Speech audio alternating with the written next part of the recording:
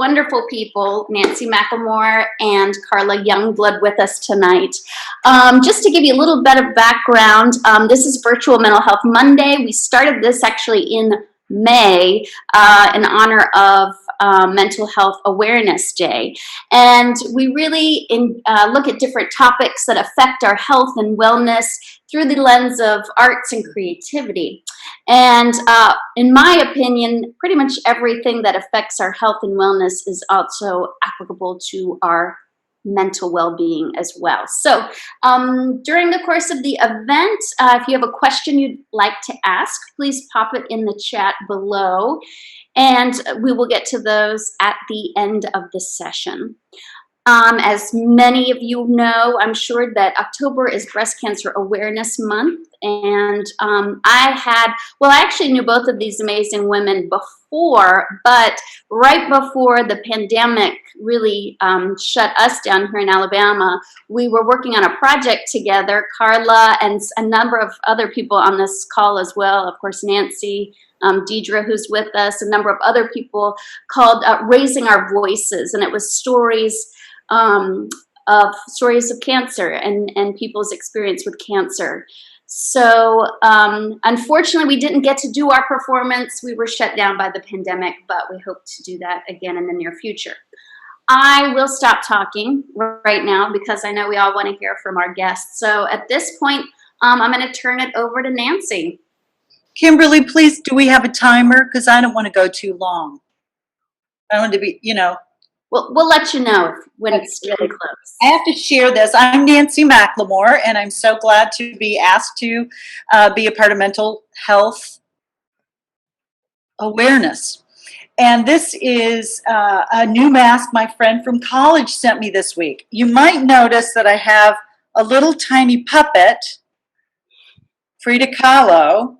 She's my patron saint of COVID. And when it's something I've had for a long time, and she's got a magnet for a little hair bun. And so I put a magnet behind my vest, and then I just stick her on there, and she kind of travels with me. And I did a series of kind of crazy off-the-wall videos at the first of the pandemic.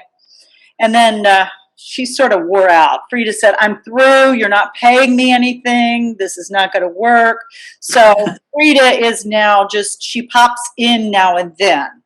So that's who that is. And if you don't know who Frida Kahlo is, she is a dead artist. So, but really, really fun, colorful life in mostly Mexico, but all over. And she dated Leon Trotsky. But anyway, my name is Nancy McLemore, as I said, and I do a lot of different things for the University of Alabama at Birmingham. One of the recent things I do is I announce on WBHM, our public radio station, and I get to work with wonderful people over there. It's a great place to work, and I do announcing 3 days a week. So you might have heard me say, "This is 90.3 WBHM Birmingham, your NPR station," that kind of thing. So I do that 3 days a week, Thursday, Friday, and Sunday. But another thing that I've done for UAB for a long time now, maybe 10 or 12 years, is I get to work in simulation. And simulation is kind of a play pretend acting job where I pretend to have a sickness of some kind to help train doctors and nurses to be, and sometimes practicing physicians. So in simulation, you know the case that you're pretending to have. Like I might have a bunged up knee, or I might have a stroke or a heart attack. I might be any number of strange cases, stomach flu, even COVID. When it first started, we were doing simulations so people would know how to put the hazmat suits on and take them off. I get to play emotionally, I get to play characters in simulation that sometimes have to deal with difficult subject matter. For example, I played a case of Brenda Cunningham, who had breast cancer, a 1.5 centimeter spiculated lesion right breast behind the nipple. I played that to help train nurses to deliver bad news. So when they go into the room and see my case, I'm not Nancy McLemore, I am Brenda Cunningham. If anybody ever steals my identity out there, good luck to you. So I never know who I am from day to day. So I played the case of Brenda Cunningham, and I've played it several times. I think Beth Enzi also does this. She's played Brenda Cunningham many times too. But the nurses delivering the news of the breast cancer, it's a very hard thing to tell somebody they've got cancer. And most of the time, practitioners, in my experience, just give information instead of being really there and present with the emotional bomb that is. That could be true for a number of different diagnoses. But telling a woman she has breast cancer, it's a hard thing. So a lot of times when the nurse would come in simulation and say, Ms. Cunningham, I'm sorry, I got to give you some news, and do you sure you don't want to wait? And I'd say, no, I don't want to wait. Go ahead. I've come all the way from Clinton to hear this. Now, come on. And then she'd say, well, you've got to speculate it. And I'd say, whoa, speculate it. I don't know what that means. She said, oh, it's just kind of going outside the lines. And then she'd say, you've got a mass. And I go, I don't think I'm not Catholic. I don't go to mass. And then she'd say, Miss Cunningham, you've got breast cancer. And as a standardized patient, I was taught to just have a catatonic, flat look on my face and just sort of go down like this and be silent.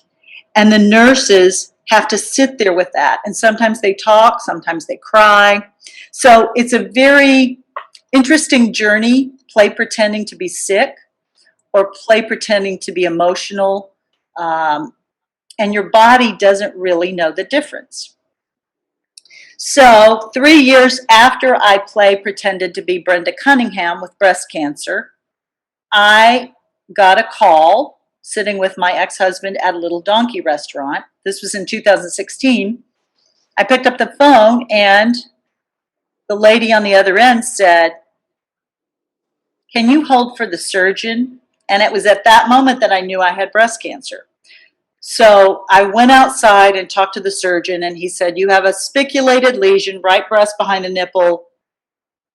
And he kept on talking, and I blanked out. I thought, oh my gosh, I've been playing this play pretend Brenda Cunningham, and now I've got the real thing. So it became a fake case going to a real case. And I will tell you, the fake case was much better than the real case. But I learned to do a lot of things to cope with difficult news.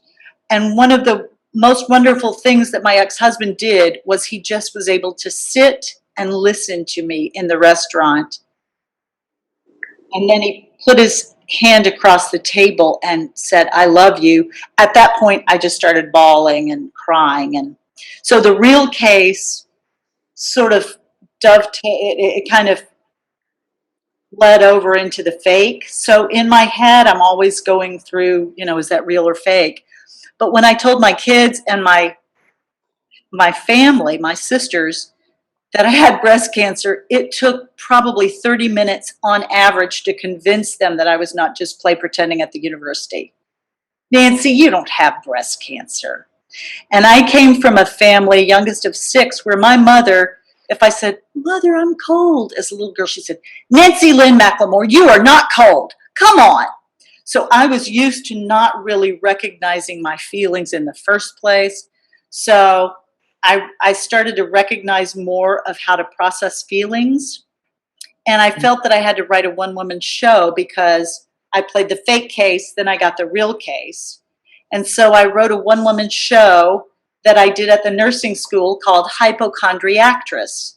And it basically explained my need in what I feel is the way to deal with feelings in a healthful way and not numb out. There are a lot of ways to numb out, but if you can process the feeling through creative arts, music, therapy, walking in nature, I mean, everybody knows different ways to process feelings. I think you get a lot farther along down the path.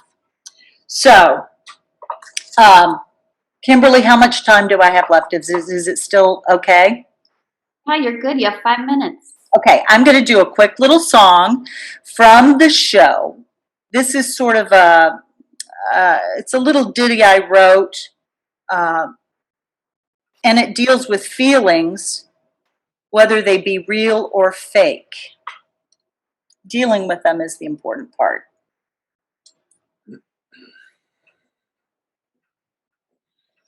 It's not a secret, you must admit. Feelings come and feelings go amidst a lot of shiitake mushrooms are good to take on a trip that might be real or might be fake. You've won the lottery. Oh boy, you've got 6 months. Huh?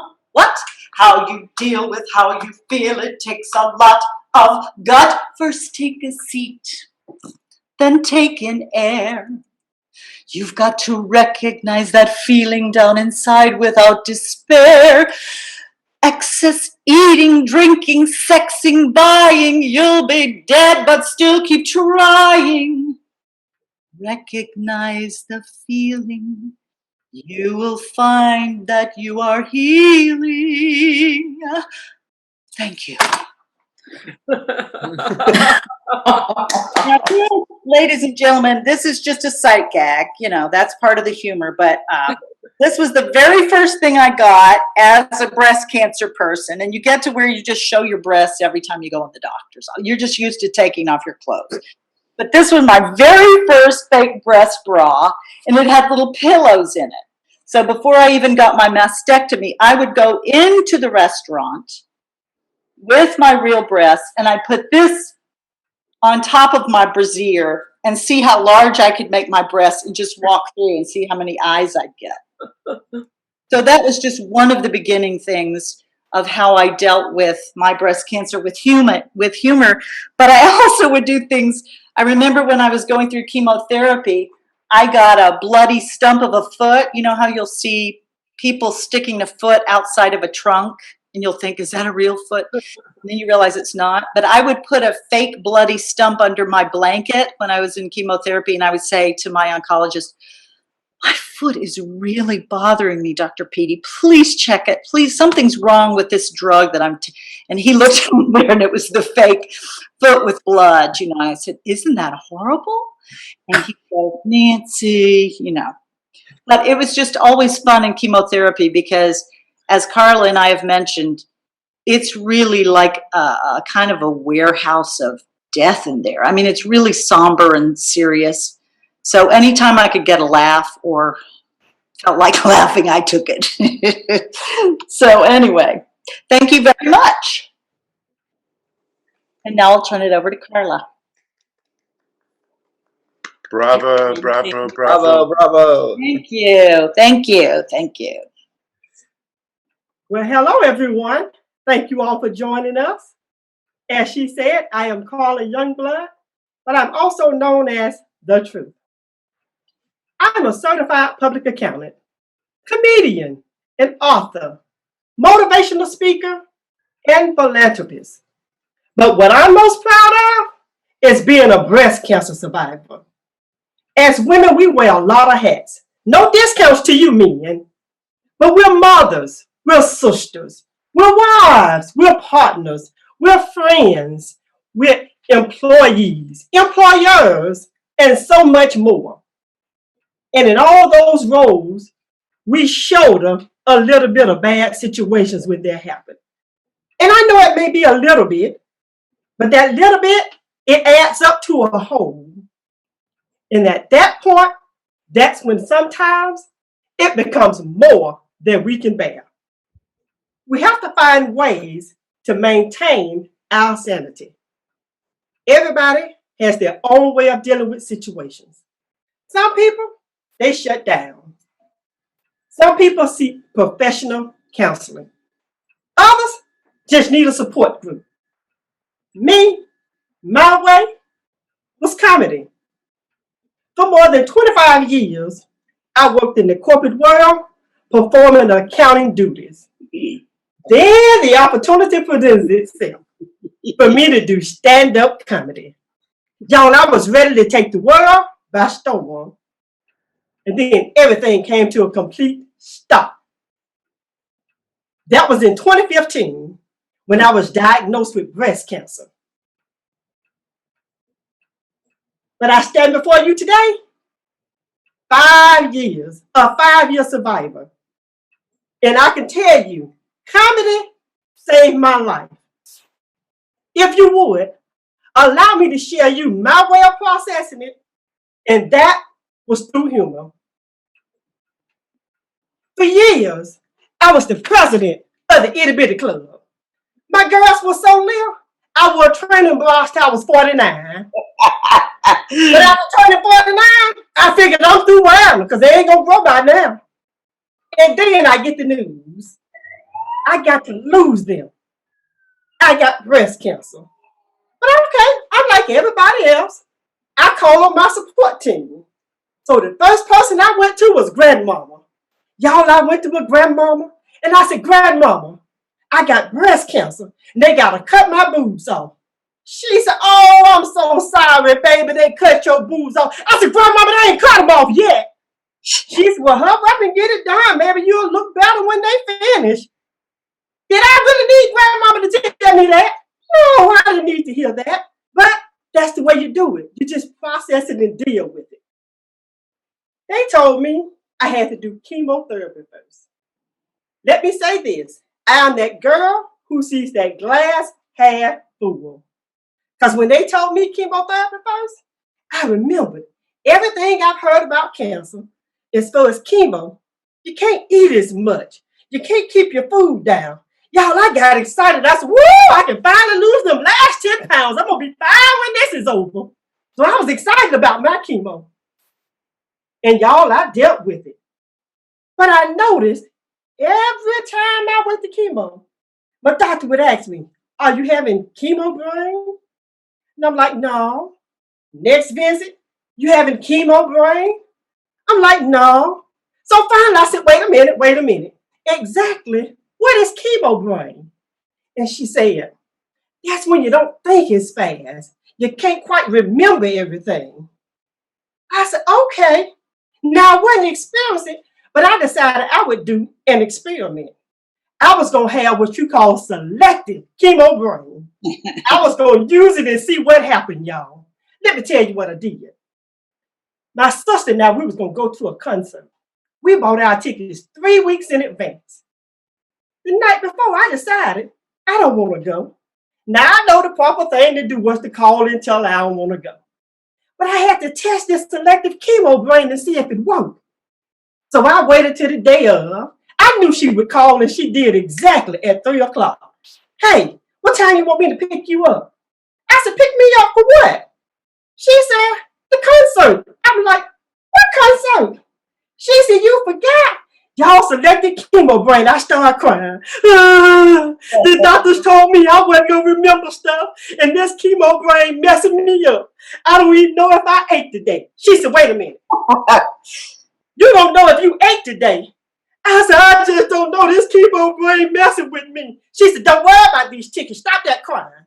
She said, what do you want to eat? I said, I don't care. I just don't care. She said, no, what do you want?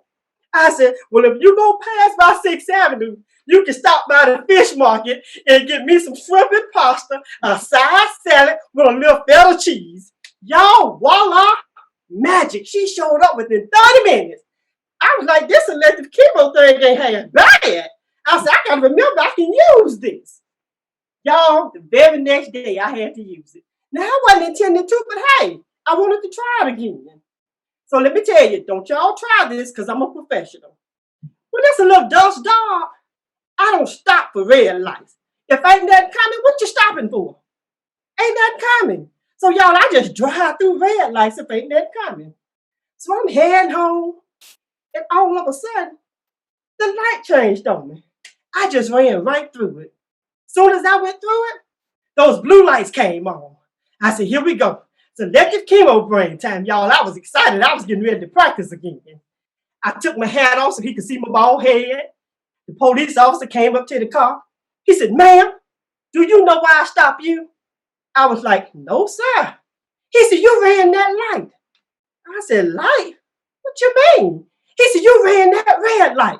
Y'all, selective chemo brain. I said, oh, that doctor told me I wasn't going to remember stuff. And I forgot. I ain't know red mean. Oh, what you talking about? I don't even know if I ate today. He said, wait a minute, ma'am. He said, it's almost 7 o'clock. And you telling me you don't know if you ate today? I said, no, sir. I have no idea. He said, look, calm down. He said, I'm going to follow you home. We've got to stop and get you something to eat. Y'all, I said, it's working again. It's working again. He said, where you want to go? I said, I don't care. Just take me home. He said, which way do you go? I said, well, if we pass by 6th Avenue, we can stop by the fish market. Baby, shrimp pasta, side salad with a little feta cheese. I got it again. I said, oh, this is good. I can work this. So y'all, selective chemo brain, it works. Y'all, the next night, I wasn't even trying to. I was just normally driving home. Wasn't trying to do nothing. But I just happened to roll through the light. The light was really yellow, but it turned red on me. And the officer came up. I said, oh, no problem. I got selective chemo brain. It'll work. So y'all, I took my hat off so he could see my bald head. The officer walked up to the car. He said, ma'am, do you know why I stopped you? I said, no, sir. He said, you ran that red light. I turned it on. I said, oh, them folks told me that I would be forgetting stuff, this chemo brain. I said, I don't even know if I ate today. He said, ma'am, get out the car. I said, get out the car. He said, yeah. Officer Jones told me he stopped somebody like you yesterday. You going to jail. Y'all ain't use selective chemo brain. Sis, I had to let it go. I don't use that anymore. I stopped. But y'all, I made my way through the chemo. And now it's time for surgery. And let me tell you what my doctor did. Just in case there's any doctors on the call, let me tell you, when you step right outside of your door, your patients can still hear you. Y'all, my doctor stepped right outside the door. And she gonna tell her nurse, she's so limp, we ain't got to even take her to the hospital to cut them things off. She said, I can do it right here in my office. Then she told the girl, get me a butter knife, hand sanitizer, and 2 kitty band-aids. And then she told her, get her 2 Wonder Womans, that'll make her feel better. Now, y'all know she was wrong for that. So y'all doctors, look, go to your office when you're finna talk about your patients so we don't hear you. That was awful. But I made it through. And now it's time for radiation. But then I realized, I said, wait a minute. I ain't got no boobs because I didn't have reconstruction surgery. What am I supposed to do? And y'all, my doctor gonna give me a prescription and try to walk off. I said, wait a minute, where you going? I said, you acting like this is my 3rd or 4th rodeo. I ain't never had my girls cut off before. I was ready to take a prescription to Walmart. I didn't know you had to go to a particular store. So I did. They had this place where you go to get your girls. But you know what? Remember, I see the glass half full. I was so excited. I said, ooh, all my life I've been the president of the itty bitty club. But now, baby, I'm going to get me some double D's. I was excited. I said, Dolly Parton ain't going to have nothing on me. I got happy about it. I went in there, that little old lady going to tell me, you ain't got the body for no double D's. I'm like, well, what kind of body you got to have? But y'all, I was scared of that little old lady. Y'all see, I ain't getting no double D's, don't you? Them double D's still wherever they are. But she was sweet. They give you a little case to put them in. And she gave me her instructions. She said, this is what you do. You wash them, you pat them dry, and you put them in the case. You wash them, you pat them dry, and put them in the case. And y'all, that's exactly what I did. You know how you do when you get a new car and you wash it every weekend? Y'all, that's how I was doing. But I did that for about 3 weeks. After that, y'all, I don't know whether my boobs got washed, whether my body got washed. I was through with that. I started coming home. Whenever I got in the house, I threw them things wherever they went. They may end up on the kitchen counter, in the bathroom, anywhere. And then until I got a situation. I got up one morning and I couldn't find my boobs. Now, how was I going to call and tell my boss, hey, I'm running a little late I can't find my boobs this morning. It ain't like losing your keys. I couldn't do that. So I started back to washing them, patting them dry, and putting them in the case. Wash them, pat them dry, and put them in the case. That got old. This really taught me. My girlfriend came to see me. It had been a while. And ladies, you know how it is when you hadn't seen your girlfriend. You're just laughing and talking, and you're having a good time. And she brought her little son with her. The boy wasn't even 2 years old. We got so caught up in the conversation. All of a sudden, she said, "Where's that boy? Where's that boy?" We jumped up and started looking. Do you know that boy was in the corner with one of my girls in his mouth? I said, "God, get that thing from that boy." And she over there talking about, "Come on, man. Get the mama. Come on, man. Now you better get my boo from that boy." And then she had the nerve to ask me, "Can he keep it till tomorrow?" No, you can't keep it till tomorrow. Y'all know when folks borrow stuff, they don't bring it back. I had to have my girl. I was going to be walking around with one on. That wasn't going to work. So at that point, y'all, I started washing, patting, and putting them up again. And y'all, I finally survived that thing. I went on and did the radiation and did it without a hitch. But I had one incident with radiation. When I went, I had to be serviced like right here. I was thinking just put your hand behind your head, easy access. But for some reason, somebody over there decided I need to sit like this. So now every time I'm over there having radiation, I feel like I'm in the army saluting everybody. It was awful. But I survived it. I managed it. And I want to say I used my comedy to maintain my sanity. Every step of the way, I looked for the funny. Comedy is one option. What the problem is, everybody has to pick their own way to deal because we have to figure out how to maintain our mental health. Thank you. Yay! Yay! Thank you both. Y'all are wonderful. And again, just reminding everyone, if you have a question for either Carla or Nancy, please put it in the chat.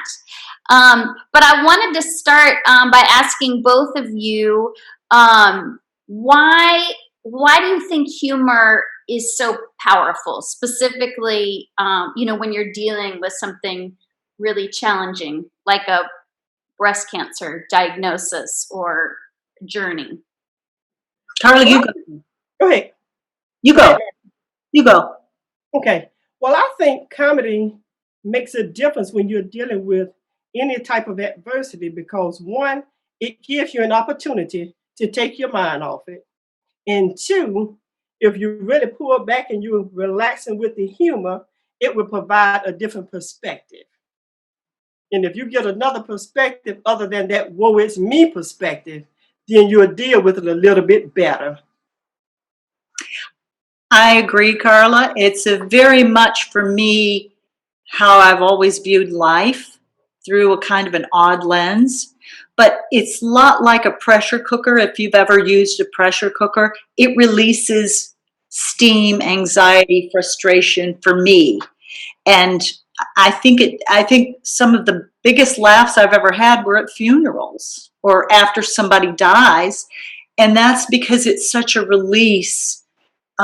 Because while life is filled with sorrow, there's also the joy. And I think it's a balance, especially during those times where it's hard. And breast cancer, just like all sickness, can be very difficult. So the humor is definitely what kept me sane. I don't know if you call me sane, but I think we're all crazy. So, And just in response to the work that, both of your, performance pieces, what kind of response have you received from either, professional staff and caregivers or other people going on a similar journey as you? There's a bonding that women who've been through breast cancer, well, there are men that go through breast cancer also, but there's a bonding. I think we all should, we all want to show this is my porn scar, look.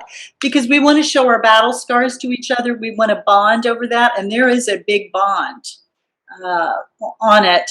But people who saw my show Hypochondriactress that I didn't even know would approach me when I would be at UAB, and they'd say, "Oh, I saw your show. I think you really need to, do that. It helped me." I think so many people need to hear that processing emotion is important and dealing with it in a creative way is important. So I've had great feedback from people who saw it. Well, when I did my first show in 2016 following this, it was over half the room was survivors. And I was kind of nervous because I was wondering how they're going to receive this.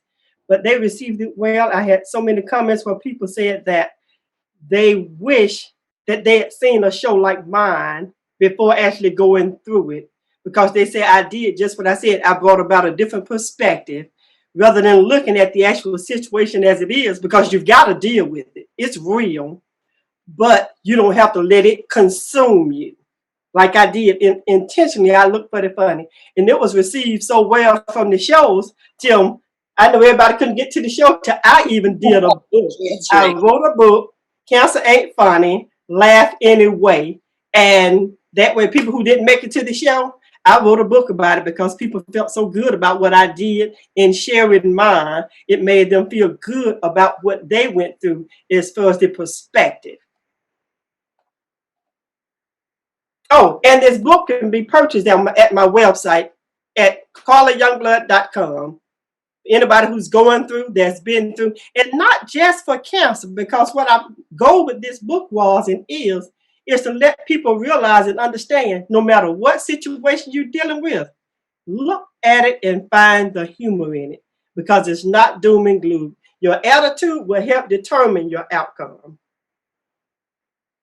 So you both mentioned, when each of you spoke, that you had an experience with a provider or a nurse that might not have seemed as supportive or empathetic as you would have liked. What do you think is something that's really important for professional caregivers and staff to know and to understand when they're treating people with a serious illness? Oh, that's a difficult question because caregivers, doctors, nurses, people in hospitals or on the phone are not, a lot of times they really don't have a whole lot of time. And it takes time to process news like cancer. I think a good support system is important, but I think more and more health professionals are getting trained in empathetic caregiving and listening skills. And that means listening without agenda, listening without, oh, what am I going to say next? Or, oh, how can I persuade them? Or, gosh, I'm judging them because they really deserve to get cancer. They smoked all this year. Those kinds of things, to me, aren't great listening skills. But I think in medical school and in nursing school, professionals are being trained to look for opportunities to let a conversation breathe. And silence is not always bad in that situation. But there's nothing like humor. There's really nothing like humor, in my opinion, to help alleviate and deal with it, even if it's a short burst of laughter. I love a doctor or a nurse with a good bedside manner. And if not everybody's humor matches up, so you're not, your stuff isn't always going to match up with the doctor or nurse's stuff. But I always think it's worth a shot. Well, I think that when doctors, first of all, I know they have to be direct and they have to be serious. But I think if doctors can kind of find that balance to be able to show a little bit of compassion and just encouragement in the midst of just being direct and telling you exactly what's going on, I think that goes a long way. Because my actual doctor, who did my surgery, she came to my first show. And in talking to her, that was it. it really encouraged me to continue to do what I'm doing, because she said, what you're doing is something that can help others. She said, it showed me little things that I could even say without making people think that I'm taking light of their situation, but yet I can still be direct with what I'm saying, but not just be so firm. Here it is, boom, that's it. So having her there and having her feedback was so positive to me. Thank you. In addition to humor, we know that humor and creativity is so important for both of you in your kind of healing process. What else is something that you found to be really important for you when you were going through this entire journey from diagnosis to, you know, your last treatment? Well, one of the most important things for me was a support group, because unfortunately I found everybody unfortunately don't have a good support group. And so that's one, I volunteer with this organization where we provide support to people who don't have it. Because a lot of times when you're talking to your family and even just some of your other support groups, when they've never been through it, some of the things they can't quite understand when you say how you're feeling. But one thing I advise is people, when you got a good support group that will just listen. They're not trying to tell you how to feel. They're not trying to make light of it. They're not trying to just encourage you to be down and out and downtrodden, but they are there and they listen. Because I had this group of 8 ladies, I myself together, the 9 of us make what we call the 2 Life Group. And those ladies were in and out and calling, and of course, they were checking on me. They wanted to know how I was doing, but they talked to me as if nothing was really going on. They allowed me to lead the conversation. And I think that's what's so important. You know, a lot of times you want to just tell somebody, oh, it's going to be all right. You're going to be okay. Well, yeah, that's true. But if I'm having one of those sucky days, I don't want to hear you telling me I'm going to be all right. I just want you to let me say today, I just want to get under the bed. And I just want you to hear that and not try to pick me up. But the days when I'm full of force and saying, you know what, today is going to be a better day, it's going to be this, go with me. A lot of times we have to just go with people on the journey and not so much lead their journey. Yeah. The support system is very, very important. And I was fortunate to have a very large support group who would come visit, bring meals, you know, offer to take me to doctor's appointments, whatever I might need. So that was very big. But also, I found the pets. I don't know, Carla, if you had pet care, like the hand and paw service that came to the chemotherapy place at the Bruno Center. They really helped me with just a pet, because a pet is I mean, it's either you want to hold the pet or not, but I just found that lowered my blood pressure and helped me so much throughout. And one of the creative things I did was when I started losing my hair, which is an odd sensation to be in the shower and just pull out your hair. You know, it doesn't hurt, but it's just coming out. And my sister said, don't waste that hair. Go out and make a bird's nest. So I went outside, right outside my kitchen window, and there was an existing red bird's nest. And I took hair from every day. I'd have wads of my own hair, and I'd put it around the bird's nest. Of course, a bird wouldn't touch it again. But it was my way of saying, that was my hair, and now it's, you know, it's a bird's nest. I tried to paint it in different ways, and just a lot of gardening when I felt like it. You know, there are a lot of days I didn't feel like it. I couldn't go out. I couldn't do. But the days that I was outside and able to garden, I thought, oh, this is so great. One thing about cancer, it makes you bolder, I think. You don't worry about stuff as much because you think, gosh, I've been through cancer. I could have died so easily. So it makes you a little bit less, I'm not very prohibited anyway, or what's the word? Is that the right word? What's the word? You know, but anyway, those are just things pets, support system, pets, and gardening really helped me. And this one thing I just kind of like to piggyback on where she said that paw in hand, I think that's what it was called. Hand and paw. Hand and paw. And what I really liked about them was that the people who were in charge of the animals that they brought, they were very intuitive in paying attention. Because just like I was saying, you don't want anybody else to lead the way. You don't want them to lead the way as well.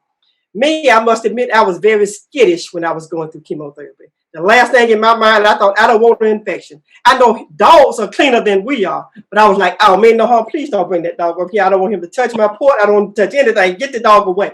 Now, I didn't say that, but when they was passing by, I never reached for the dog. So they realized I wouldn't really want him to come close to me. So they stood there, we had our conversation, but they never really approached with the dog because I didn't reach for him. And so I think when you pay attention, you really can do good. Sensitivity. They have a lot of sensitivity. Yes.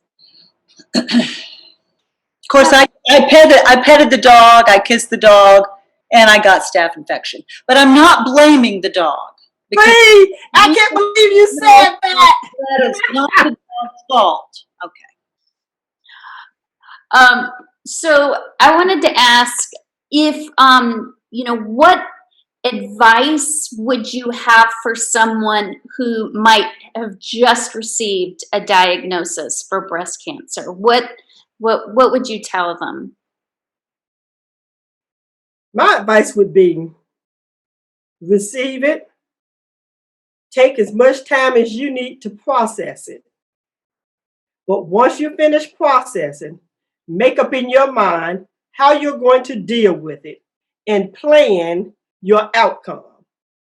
In other words, don't let it dictate to you. Determine in your mind how you're going to deal with it, how you're going to handle it, even though you really don't know what all you're dealing with, but you have to determine that you're going to come out good on the other side. Because if you don't and you're allowed to dictate to you, you end up in all sorts of situations in all kind of areas. I think I was comforted by talking to people who had walked the walk, who had gone through it before me. So I got a lot of help by talking to people who had gone through breast cancer and their experiences personally. So that, and then the support system, having people that you can call that would just listen. Good listeners, you can't beat them. You cannot beat them. And another thing I would say, how she said, Nancy, she enjoyed talking to people who had been through it.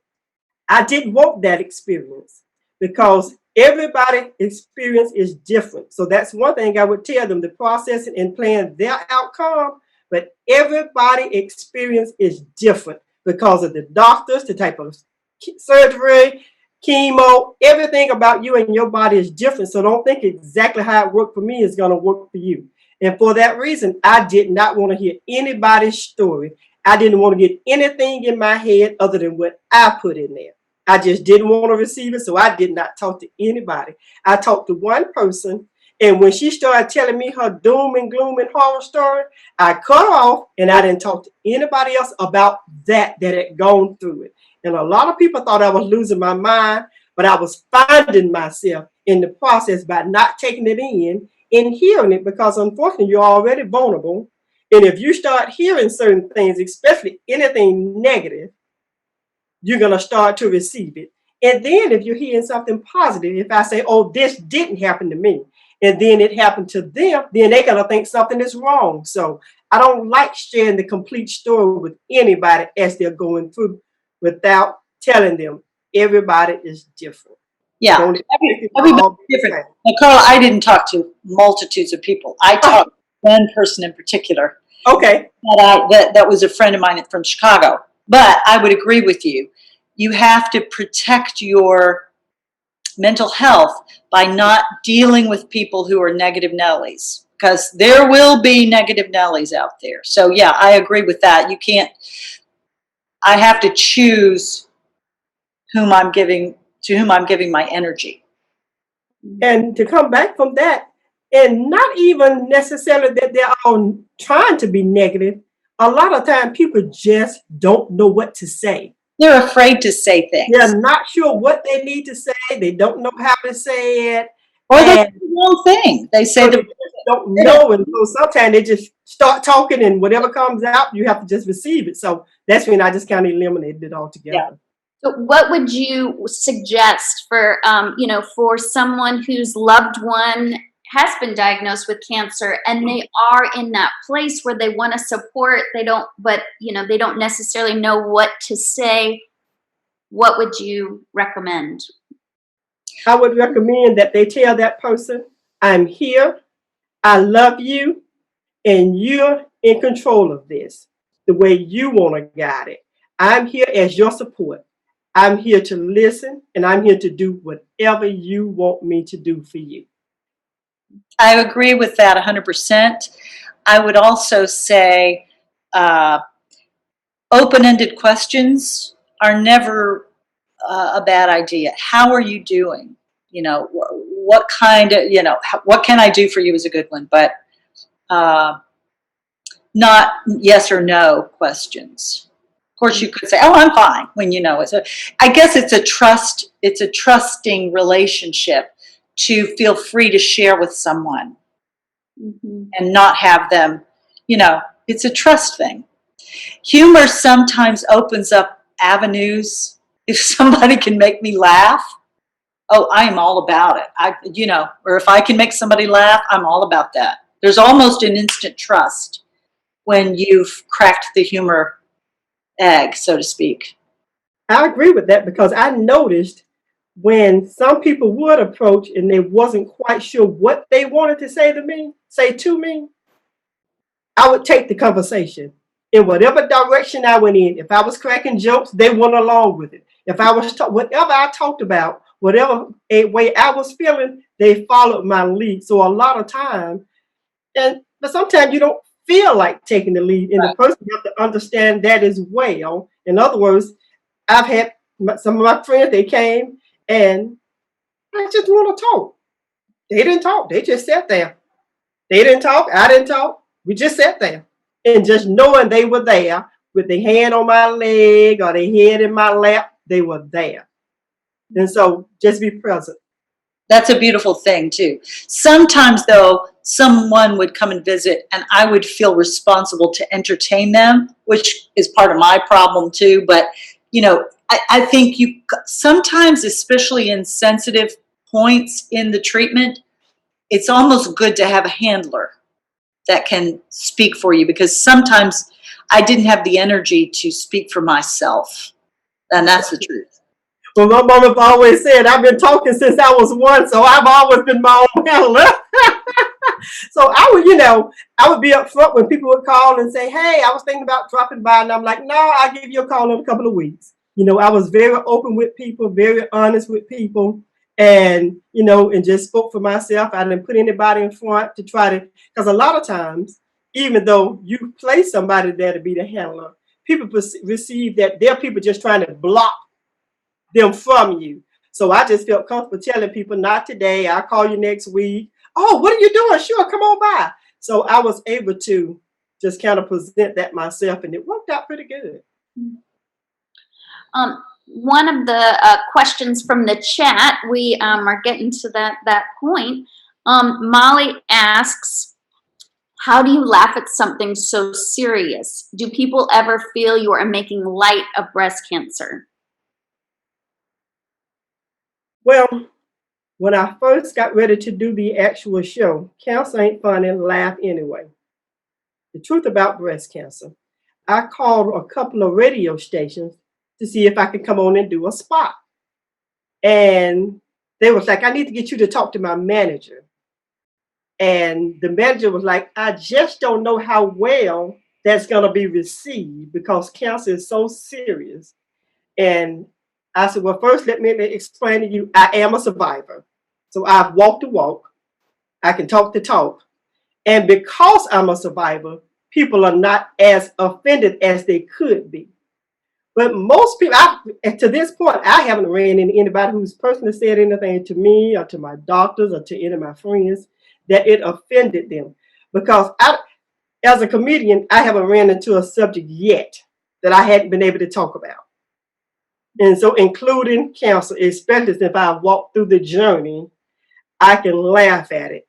because even people who've lost loved ones has been able to tell me, oh, I wish my mom could have heard you. I wish my mom could have met you. So that gives me confidence that they are not offended by what I'm saying, that they're able to receive the humor, to understand that that's a coping mechanism.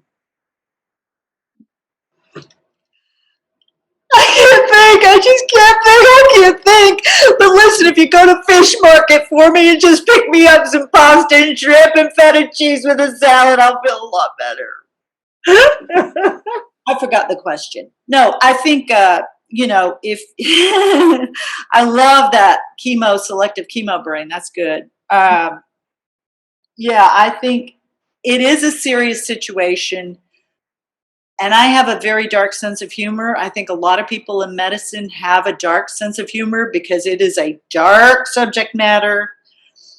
But humor, in my opinion, is always welcome if you're sensitive to the person. It's like Carla's saying, when the pet people came by, Carla gave the vibe. You have to know how to read the room. You have to know how to read people, which is in and of itself is a skill. But I think when you learn to listen to yourself, you get better at it. I mean, body language, those kinds of things. But I think humor is, for me, it's just integral. It's part of my everyday experience. And then it doesn't always have to be funny, it could be just creativity. It could be listening to music. It could be moving to a piece of music. It could be playing playing a musical instrument, or singing, or coloring in a coloring book, or watching people perform. Any of those things that are creative outlets, to me, are healing, and they also add a lightness, universal bonding. Humor, to me, you can go to any country in the world and play with a baby and make it laugh. And that is just a beautiful thing. Music is almost the same way, but it's a universal thing to want to laugh and lighten.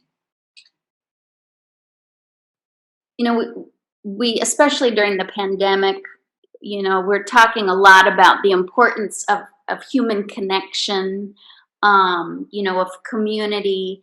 And obviously when I think about the arts, but, also in particular theater, comedy, you are, creating a connection. That communication with whoever your audience is key. And so I wonder if you have any thoughts about, how that connection and that communication plays into, the importance of what you're doing. Just again, for whether it's for your own healing, or in general, just the need for connection. And I think your question, in my opinion, it pretty much answers itself, because everybody has a desire for a human connection. And since the pandemic, being able to do anything creative online, it's a form of connection. And then when it's something that you're doing that's relatable, that makes the connection even more personable. And everybody just wants that connection and feel like, oh, somebody knows what I'm feeling. Somebody knows what I'm thinking. Whether it's painting a picture or singing a song, the words of that song just can kind of grab somebody and say, oh my goodness, that's exactly how I was feeling yesterday. And they can really relate to it. Somebody may paint a picture and all they use is the color blue, but they use all the variations of blue. So in other words, I'm not trying to depress you. I want you to know, from blue to blue, it can take you from multiple layers, and everybody can find their place in those layers and connect, and it feels personal. And I think that is so important. For me, connection is magic, and how it happens, I don't know. A lot of times things can happen out on the street with a total stranger, and you will both look at each other. You've seen something, maybe, and maybe it could be the silliest little thing, like a certain way a leaf falls, or whatever it might be, and you connect with them. That's magic. You get two people with totally different viewpoints to connect or laugh at something, that's magic. That to me is what life, it's what is one of the things that makes life worth living. Now I realize there are introverts that don't want to, they don't want as much connection as I do. So the pandemic has been very hard for this extrovert. And I really miss live music. That's one of the things I really miss, being in the room where it happens, if we're going to make a Hamilton reference. But, Zoom is the next best thing right now for a lot of stuff. So I think it's beautiful. Well, just reading, through some of the chats, people are really echoing both of your comments about the importance of people listening, truly listening, actively listening, without that, what am I going to say next kind of thing. So I know that is echoed throughout the comments. It is 7:00. I so appreciate you guys being here. And before we sign out, I just wanted to see if you had any last thoughts that you might want to share with us. Carla's got shows coming up. Carla's got shows. Thank you. Thank you for that plug. Well, first of all, I'd just like to say thank you to everybody for taking time out of your evening to spend with us. And I would like to say, whether it's cancer or whether it's mental illness or whether it's something else, find your sense of place as to what helps you to move forward. Comedy gives you a different perspective, so always reach out and try to find that, because you'll be amazed that if you're looking at something just so funny, pull up a good comic and you're laughing. If not for a little while, it'll help you to release and forget about what you're going through. Third, I will say that I do have a show coming up Friday. After being diagnosed with breast cancer, I started doing an annual show. Cancer ain't funny, laugh anyway. This year, I'm having to take it virtual, so I will be doing that show on Friday. It will be on Zoom. So reach out to on my website at keepyoulaughing.com and get a ticket. The tickets are only $5 because I'm celebrating 5 years, so the tickets are $5. So reach out and do that, and you can find out all the things about me, listen to my podcast. But in all things, especially during this pandemic, be well and take care of your mental health, because that's where it all starts. I'm an out-of-work actor. Please send me money. I'll give you the message after this. No, I don't have any shows. I am a part of a couple of crazy things, but mostly I make my living in front of a microphone. So whether that be in my voiceover studio or WBHM or singing out. So I'll be really excited to be out with live music again. And thank you so much, Kimberly, for inviting me. This has been I've been missing this day, so this has been the perfect opportunity to be out. Thank you so much. Yes, and Amanda and Dana also behind the scenes, and everybody who came. What a nice crowd.